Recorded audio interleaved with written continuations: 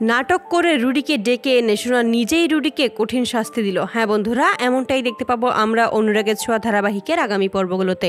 সোনা দীপার কাছে এসে কান্নায় ভেঙে পড়ে আর বলে যে তুমি আমায় ক্ষমা করে দিও মা, আমি অনেক ভুল করেছি, অনেক কষ্ট দিয়েছি, আমি সেই ভুলগুলো শুধরে নিতে চাই, আমাকে একটাবার সুযোগ দাও। দীপা তখন বলে তুই যে নিজের ভুল বুঝতে পেরেছিস এটাতেই হবে সোনা। সোনা তখন বলে আমি তো নিজেকে কোনোদিনও ক্ষমা করতে পারবো না মা, আমি তোমার জন্য কিছু একটা করতে চাই, আমি নিজের হাতে ওই রুডিকে খুন করতে চাই। দীপা তখন বলে এটা কোনো সমাধান নয়, তুই যদি রুডিকে খুন করিস তাহলে তোকেও জেলের ভেতরে কাটাতে হবে, আর আমি মা হয়ে এটা কোনোদিনও দেখতে পারবো না। তবে রুডির এবার শাস্তি হবে, যে আমার মেয়ের জীবন নষ্ট করতে চেয়েছে, আমার পরিবারটাকে আলাদা করতে চেয়েছে, ভেঙে ফেলার চেষ্টা করেছে, তাকে আমি কোনোদিনও ক্ষমা করবো না। সোনা তখন দীপাকে কিছু না বলেই কেবিন থেকে বেরিয়ে রূপার কাছে আসে আর রূপাকে বলে যে আমি চাই এবার রুডিকে কঠিন শাস্তি দিতে, তুমি আমার পাশে থাকবে তো? রূপা তখন বলে মা তো বলেছেই রুডিকে শাস্তি দেবে, তাহলে আমাদের সব করার কি দরকার আছে হিংসুকুটি?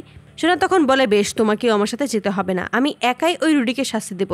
রূপা বোঝানোর চেষ্টা করলেও সোনা কোনো কথা না শুনে সেখান থেকে চলে যায়। সোনা তার আগেই বলে যায় যে আমি নিজেকে এখনো ক্ষমা করতে পারিনি রূপা, আমি রুডিকে শাস্তি না দেওয়া অবধি নিজেকে শান্ত করতে পারবো না, এবার যা করার আমিই করব। এই বলেই যখন চলে যায় সোনা, তখন রূপা বুঝতে পারে না আসলে সোনা কি করতে চাইছে। অন্যদিকে সোনা রুডিকে ফোন করে আর বলে যে তোমার সাথে আমার খুব জরুরি কথা ছিল, তুমি একবার আসতে পারবে? এই কথাটা শুনেই রুডি খুশি হয়ে যায়, মনে মনে বলে যে এবার শিকার নিজে থেকেই আমার কাছে ধরা দিতে চাইছে, আর বলে যে সোনা তুমি নিজেও জানো না তুমি আমার জন্য কত বড় একটা সুযোগ করে দিলে। এই বলেই তখন হাসতে থাকে। কুন্তলা তখন বলে এটা নিশ্চয়ই দীপার কোনো পাতা ফাঁদ, এই ফাঁদে আমাদের পা দিলে চলবে না। রুডি তখন বলে তুমি সবসময় একটু বেশি ভাবো মাম, দীপা সেনগুপ্ত আর বেঁচে নেই, সেটা আমি খুব ভালোভাবেই জানি, কারণ আমি যেভাবে গুলি করেছি সেভাবে ওনার বেঁচে থাকার কথাও নয়। কুন্তলা তবুও সাবধান করে রুডিকে, কিন্তু রুডি কুন্তলার কোনো কথা না শুনে সেখান থেকে চলে যায় সোনার সাথে দেখা করার জন্য।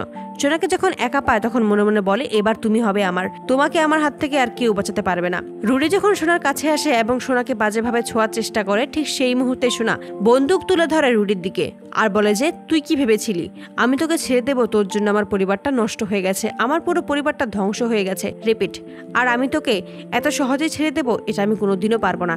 এই বলেই সোনা রুডির বুকে গুলি করে দেয়। তো বন্ধুরা তোমরা এটাই তো চাও জন্য এভাবেই নাটক করে রুডিকে ডেকে এনেই যেন সোনা এবার নিজেই রুডিকে শাস্তি দেয়? কমেন্টে জানাও। আর নিয়মিত আপডেট পেতে আমাদের চ্যানেলটি এক্ষুনি সাবস্ক্রাইব করে পাশে থাকো। ধন্যবাদ।